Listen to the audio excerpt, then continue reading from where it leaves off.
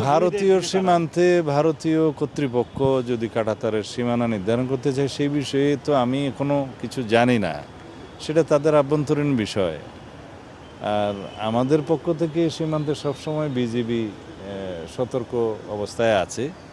পশ্চিমবঙ্গে এটা নির্বাচন হয়েছে, এটা একটা অঙ্গরাজ্য, সেখানে সরকারের রাজনৈতিক দলের পরিবর্তন হয়েছে, নতুন একটি রাজনৈতিক সরকার গঠিত হয়েছে সেখানে অঙ্গরাজ্য হিসেবে।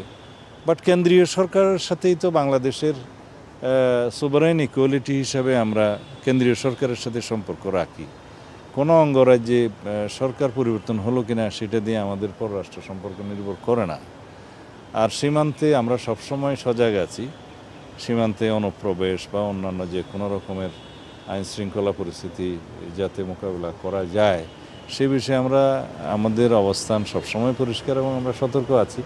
আমাদের বিজিবি সতর্ক আছে। কিছু অপপ্রচারও আছে যেগুলো পুরাতন ভিডিও টিডিও, বিভিন্ন রাজ্যের পুরাতন ভিডিও টিডিও আমি শুনছি, বিভিন্ন কি যেন এটা অ্যাকাউন্ট থেকে এগুলো যাচ্ছে।